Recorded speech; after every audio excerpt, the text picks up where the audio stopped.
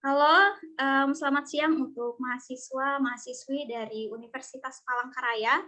Sebelumnya saya ingin memperkenalkan diri saya, mungkin ini adalah pertemuan pertama kita dalam mata kuliah strategi belajar dan juga pembelajaran. Perkenalkan, saya Lydia Putri Natalia, saya dosen dari Universitas Indonesia, dan saya adalah dosen pertukaran untuk mata kuliah belajar dan pembelajaran untuk di Universitas Palangkaraya karena ada program baru dari Menteri Pendidikan kita bahwa ada pertukaran dosen antar universitas. Jadi di sini saya mengajar untuk mata kuliah belajar dan pembelajaran mengenai strategi pembelajaran PPKN. Oke, sebelum itu, sebelum kita memulai kelas kita, ini saya hitung ada sekitar 7 orang yang mengikuti kelas ini. Jadi nanti saya akan berikan absen untuk kalian semua yang tergabung di dalam kelas ini dan bisa untuk mengisi absennya. Dan jika ada dari 7 orang ini, saya catat. Kalau misalnya ada dari 7 orang ini ataupun di absen nanti lebih dari 7 orang, itu berarti yang lainnya yang mengisi itu bisa dibilang mahasiswa bayangan ya. Saya paling tidak suka kalau misalnya ketika absen diisi tapi tidak hadir dalam kelas. Jadi silahkan kalian isi dulu absennya. Jadi absen akan terus saya kirimkan sampai nanti di akhir kelas. Dan juga untuk seluruh mahasiswa yang saat ini bergabung dalam kelas strategi belajar mengajar PPKN, ada beberapa ketentuan dalam mata kuliah saya. Saya juga paling tidak suka dengan mahasiswa yang hanya nampang foto di dalam Zoom. Jadi diharapkan untuk semuanya bisa menampilkan wajahnya di dalam Zoom. Dan jika memang ada mahasiswa yang tidak bisa untuk menampilkan wajahnya, dalam artian terkena jaringan atau lain sebagainya, bisa untuk mengechat saya secara pribadi atau memberitahukan di room chat. Oke, sebelum itu kita langsung aja ke materi pembelajaran kelas pertama hari ini. Hari ini kita ingin belajar mengenai strategi belajar mengajar PPKN. Saya akan share screen untuk kalian semua, mahasiswa yang ada di sini, untuk kita belajar sama-sama mengenai strategi belajar dan mengajar PPKN. Bu. Oke, nah hari ini kita mau belajar mengenai strategi belajar mengajar PPKN. Nah, tapi sebelum itu saya ingin sekitar mungkin satu mahasiswa untuk menjelaskan mengenai apa sih menurut kalian strategi dari belajar mengajar PPKN itu. Karena sebelum kita mau bahas lebih lanjut, saya ingin kalian untuk mencoba memikirkan gitu, ataupun kalian di sini menjelaskan mengenai di dalam pikiran kalian mengenai apa sih itu strategi belajar mengajar PPKN. Oke, saya pilih secara acak ya untuk mahasiswa-mahasiswa yang ada di sini. Jadi siap-siap karena saya itu kalau misalnya mengajar lebih suka tipe pembelajar interaktif. Jadi saya akan tanya kepada mahasiswa yang ada di sini, dan mahasiswa yang terlihat tidak terlalu mendengarkan gitu, saya akan panggil. Oke, saya cari dulu siapa ya ini. Oh, Teddy. Silahkan Teddy. Hidupkan kameranya. Coba kamu jelaskan mengenai apa sih itu strategi belajar mengajar PPKN menurut pandangan kamu?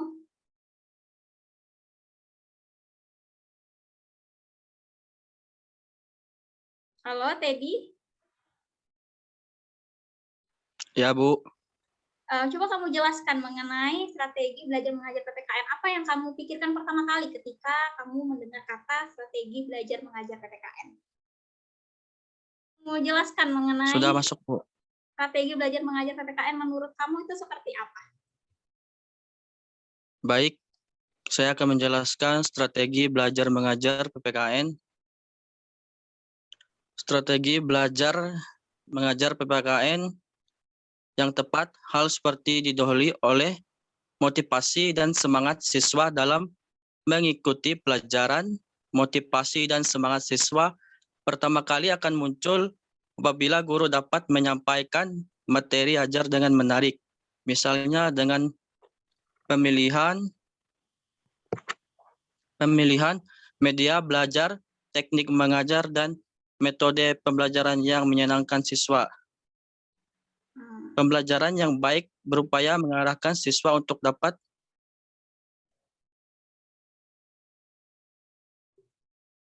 Ya, atau yang tadi ya? Ya, tadi saya sudah dapat ya, yang tadi sudah dijelaskan oleh Teddy. Jadi intinya strategi belajar mengajar itu adalah sebuah cara yang dilakukan untuk membuat pembelajaran itu lebih menarik dan juga tidak membosankan. Dan apa sih menurut pengertian dari para ahli mengenai strategi belajar PPKN? Pengertian strategi pembelajaran PPKN. Nah, strategi pembelajaran PPKN itu adalah komponen umum dari suatu set materi dan prosedur pembelajaran yang akan digunakan secara bersama-sama. Nah, menurut Sells dan Ritchie juga mengatakan bahwa strategi pembelajaran adalah spesifikasi untuk memilih dan mengurutkan kejadian dan aktivitas dalam pembelajaran. Nah, jadi bisa dibilang juga bahwa strategi pembelajaran PPKN itu adalah strategi untuk mengurutkan suatu kejadian atau aktivitas dalam dunia pembelajaran untuk mencapai suatu tujuan atau komponen umum dalam prosedur pembelajaran. Selanjutnya, tuntutan bagi peserta didik. Kenapa sih peserta didik itu dituntut gitu untuk bisa menguasai atau bisa melakukan strategi dalam pembelajaran agar pembelajaran itu lebih menarik? Itu karena ada sebuah tuntutan untuk seluruh tenaga pendidik. Yang pertama adalah dituntut untuk memiliki kemampuan kompetensi mengajar. Karena pendidik itu adalah salah satu tugasnya adalah mengajar. Jadi kita dituntut untuk bisa memiliki kemampuan gitu untuk kemampuan kompetensi dalam belajar mengajar. Dan untuk mengajar ini kita juga harus paham materi apa yang akan diajarkan, dan untuk membuat siswa itu bisa lebih paham gitu agar proses pembelajaran kita itu tidak monoton dalam artian bisa dipahami, ada beberapa strategi yang bisa kita terapkan dalam pembelajaran PPKN. Nah, strateginya itu adalah seperti yang kalian lihat di sini. Strateginya yang pertama adalah strategi Jigsaw. Jigsaw itu adalah strategi dalam pembelajaran PPKN itu adalah tutor sebaya. Di mana sih proses pembelajaran dalam tutor sebaya ini? Nah, biasanya dalam pembelajaran tutor sebaya ini, para siswa nanti akan dibentuk menjadi beberapa kelompok, atau mungkin nanti beberapa siswa nanti disuruh untuk menjelaskan materi yang telah dipaparkan. Nah, di sini siswa dituntut untuk bisa memahami, menguasai materi, dan juga belajar untuk mengajarkan bagaimana sih materi yang telah diajarkan itu agar dia juga memiliki kemampuan dalam dunia komunikasi dan juga interpersonalnya. Nah, lalu juga yang kedua ada strategi reading guide, yaitu membaca buku ajar. Nah, pada strategi pembelajaran reading guide atau membaca buku ajar ini, siswa diajak untuk bisa membaca. Nanti para guru atau mungkin dosen ataupun tenaga pengajar akan menyuruh siswa untuk mencatat kisi-kisi apa saja yang diperlukan dalam proses pembelajaran. Nah, dan juga pada strategi reading guide ini siswa dituntut untuk bisa membaca mata pelajaran ataupun mencari. Nah, strategi reading guide ini punya kaitan erat dengan information search, yaitu mencari informasi. Pada kesempatan mencari informasi, biasanya guru akan memberikan pertanyaan-pertanyaan yang akan mengajak siswa untuk bisa memahami suatu soal, dan di sini siswa itu mempunyai tugas untuk mencari informasi. Nah, lalu juga ada namanya critical incident, yaitu pengalaman penting. Nah, pada proses pembelajaran kali ini, kalau misalnya kalian tahu ya, PPKN itu kan pendidikan kewarganegaraan dan dia lebih ke nasionalis dan juga bagaimana cara kita bertindak terhadap negara, sesama masyarakat, dan lain sebagainya. Kalau kita melihat dari critical incident atau pengalaman penting, di sini guru akan berperan untuk bisa memberikan suatu informasi, materi, dan juga siswa itu disuruh untuk melihat kembali gitu dari materi yang telah terjadi gitu dalam kehidupan nyatanya, apa sih yang bisa diterapkan. Lalu juga ada saying how it is, yaitu melihat kejadian sebenarnya. Ini masih ada kaitannya antara satu strategi dengan strategi lainnya. Jadi dari critical kita masuk ke saying how it is. Jadi saying how it is itu adalah metode pembelajaran yang dimana guru itu berperan untuk bisa memberikan suatu soal. Nah, jadi soal itu adalah soal pembahasan materi ataupun soal pembentukan apa. Nah, jadi nanti siswa itu disuruh untuk membayangkan gitu. Kalau misalnya dia jadi dalam keadaan seperti ini, atau dia jadi siswa ataupun apa sih yang bisa dia terapkan atau lakukan jika ada dalam keadaan tertentu, yaitu melihat dari kejadian sebenarnya apa yang bisa dilakukan. Nah, lalu juga ada brainstorming, yaitu curah gagasan.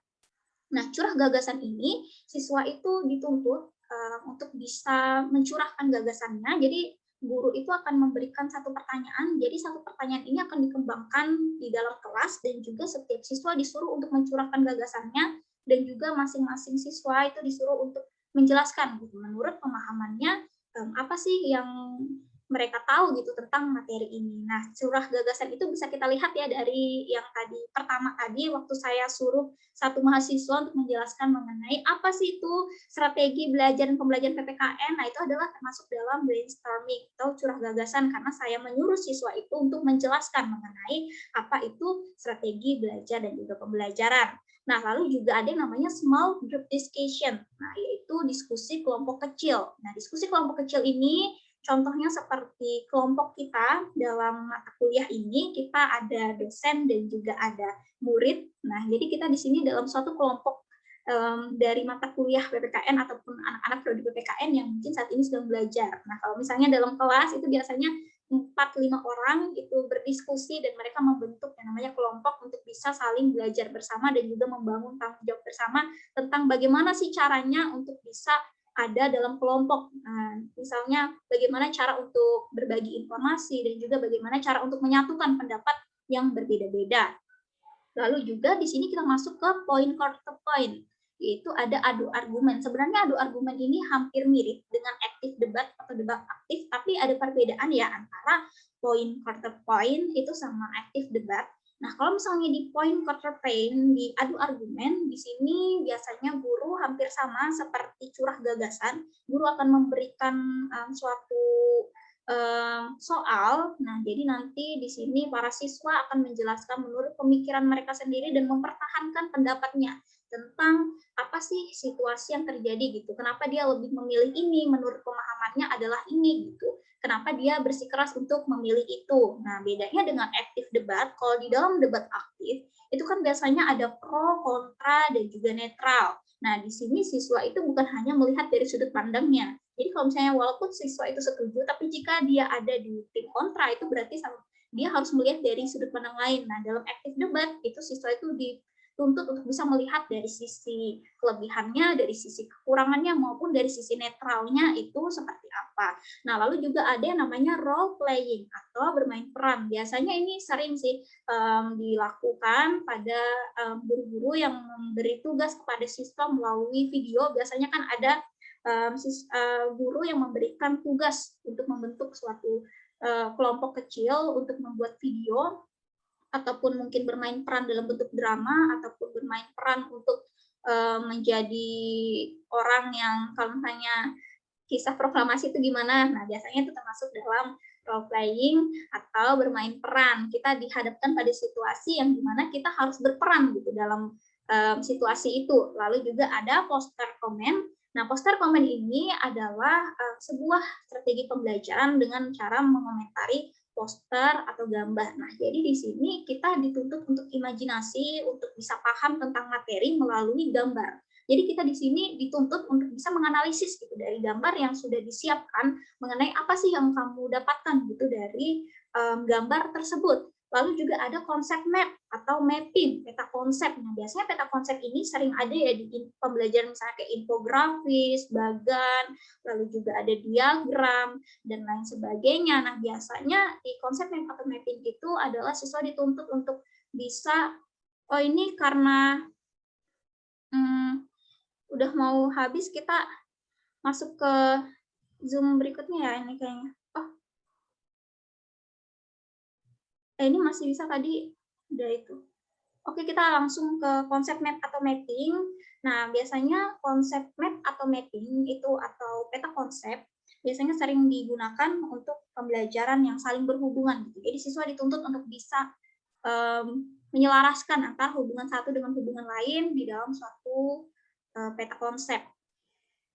Oke, sebelum itu saya cukup singkat aja ya langsung menjelaskan mengenai strategi belajar dan juga pembelajaran yang bisa kita terapkan dalam pembelajaran PPKN. Selanjutnya saya ada kuis. Nah, kuisnya adalah nanti kalian bisa pilih salah satu dari dua pertanyaan ini.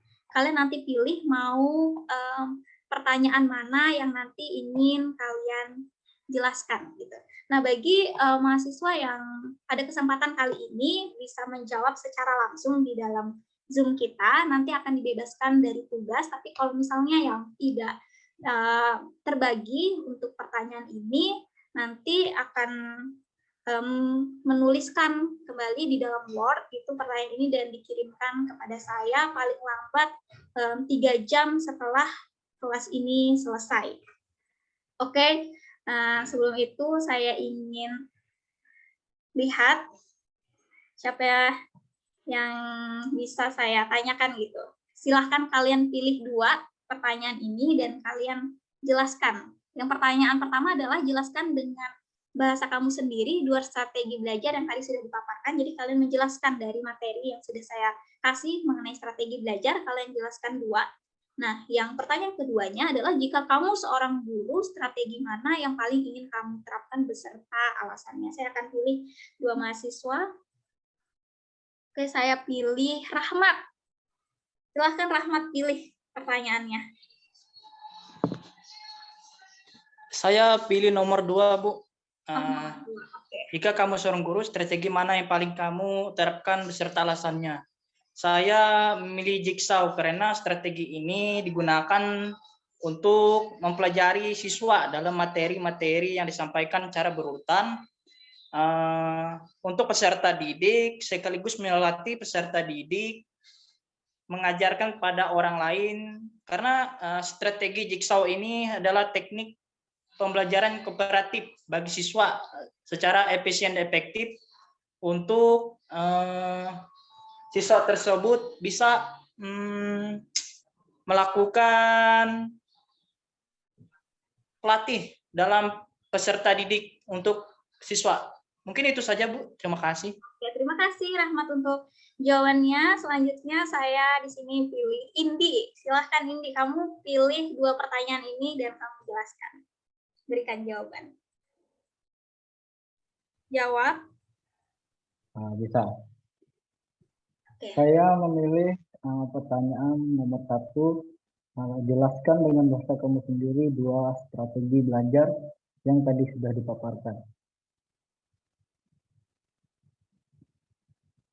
Jadi menurut saya 2 strategi belajar yang saya pilih yaitu strategi reading dan strategi information share atau mencari informasi.